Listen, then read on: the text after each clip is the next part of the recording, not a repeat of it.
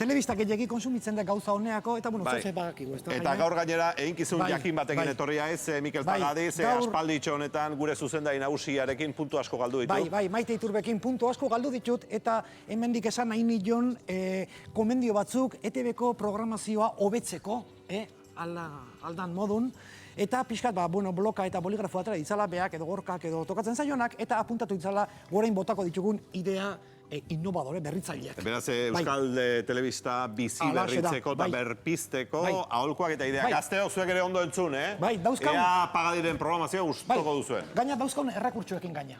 Bai, ez da inbertsio hondik egin behar, baizik eta pixka kontu pixka bizan. Orduan Maite Iturberi gustatuko zaio. Bai, horregatik ba. Maite apuntatu. Lehenengo gauza da arazoa konpondu. ETV-ek arazo badauka Mr. Beanekin. Ez da pertsonai bat hainbeste aldiz bota Euskal Telebistan Mr. Bean baino. Zeskatzen du Mr. Beanek kanal tematiko bat. ETV bat, ETV bi, ETV iru, ETV sat, ETV ka dauzkau, baina Mr. Beanek ez dauka katerik. Horregatik, proposatzen diegu ETV-ri, ETV baten ondoren, ETV Bean sortzea. Nun botatzen guen Mr. Bean ETV Bean, txistia, hartu zuen, ETV Bean, hemen txedao, hoxe da, proposatzen diegu, ETV Bean. Idea ona? Bai. Zua ikusiko zenukete, Praktikotasunagatik bat ipat, ez da? Etzegia gero, ateleuskoek ze esango lukete. Eskoletara joan eta esango lukete, hau ez da oso eredugarria, bat eta beste, baina ETV bin. Jakiteko bintzat, bai. Beste gauza badaukau, arazo badaukau ETV-en meza santuarekin. Meza santua, bakaizu, kristaua da, eta ETV kanal publikoa da, kate publikoa da, eta batzuktan jendia sumindu itxena, nik ez detelako sinisten, beste batek bai, eta nola esateta sentsibilitate guztik batu egin behar dira. Orduan, igandetan meza santua botatzen badeu, zergatik ez larun batetan xabat dela meza judutarra bota. Ez da? Meza judutarra dibidez, larun bat batean bota, hortxe lasai. Ja, beraz, meza gehiago jarri nahi dutik. Igual, zizurkilen, asteazun edo judutarren badao. Edo, ostiraletan deaurroaren eguna dela, meza beltza, adibidez, ETV-en ere toki izango luke. Programazioan, meza kristaua banimuka, meza beltzak ere bai. Ezta?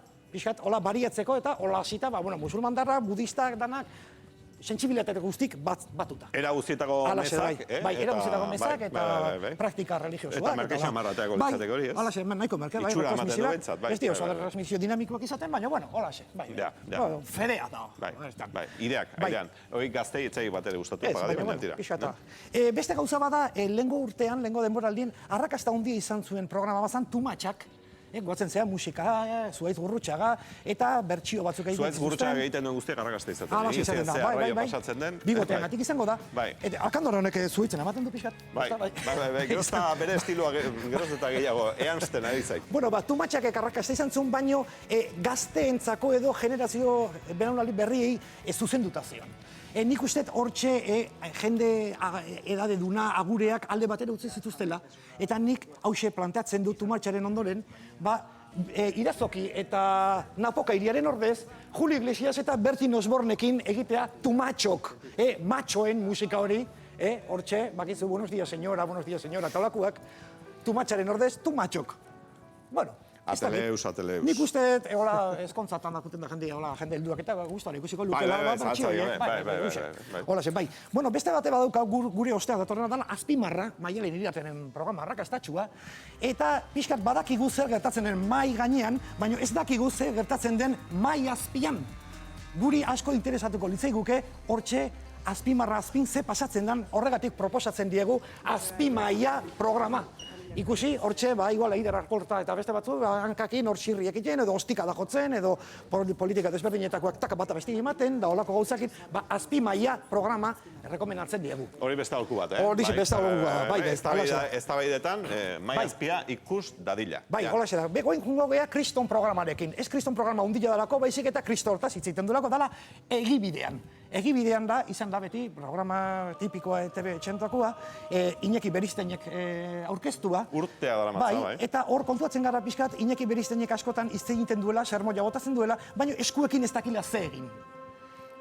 Hori askori pasatzen. Askotan izketan egon da ez dakikula ze egin.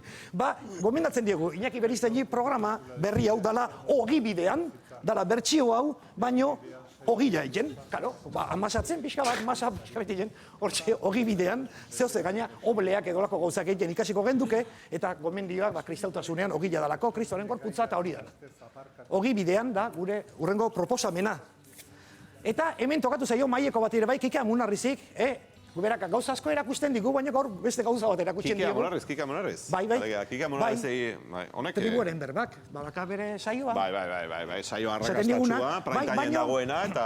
Euskera nahiko modu klasikoan jorratzen du, eta guk hemen pixkat modernitasuna edo hipstertasuna nahi diogu sartu.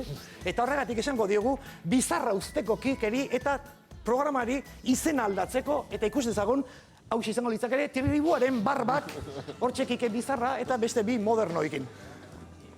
Euskera bizarrakin, euskera zeitxuratzen diozuek Kikeri, ondo ez? Bizarra eta guzti, Bai, favorez jartza zuetza zuen azkar kendu, gure realizazioeko launei. Hoxe, hau izango litzak ere, tribuaren barbak, Kike bizarro kor xamarra daka, zumalakarrek ematen du, baina bueno. Da, tira, bai. Modernotasunean sartzeko, bai. Bai. Beste pasatako programa batekin joangoak, Jaime. Esan. Goatzen zea bisitaria, Xabier Euskitzek egiten zuen, bai. Bisitaria, ze programa gogoan garria. Zema bisita egin zituen Xabier Euskitzek. Bai, nire koñatak residentzia baino gehiago. Bueno, Xabier Euskitze bakakizue joetan zen, famatuen, pertsonai famatuen etxetara, eta bisitan antxe pasatzen zituen bi egun.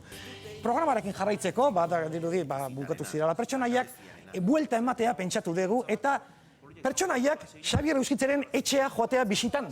Eta horregatik, hauxe da programa proposatzen duguna, dala eguzketxe, dala danak Xabierren etxea, ea Xabierren etxea nolakoa dan, da nola tratatzen ditun, da nola sukaldatzen duen, da holako gauza, da bere ongietorrin ze jartzen duen, fite hartio, ongietorri, edo hankagarritu, edo auskalo.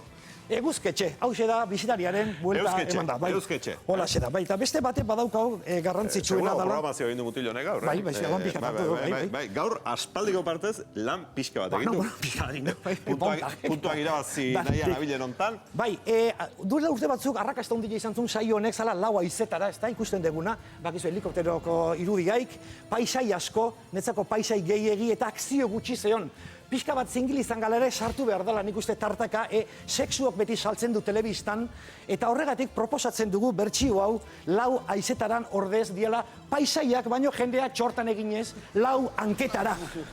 Hoitxe, gaztelugatxe asko ze politiako agatzen da, hortxe amodio pixkatekin, pixka Jaimitxun ez dazu tapatu akzioa. Bai, barkatu. Bai, holaxe.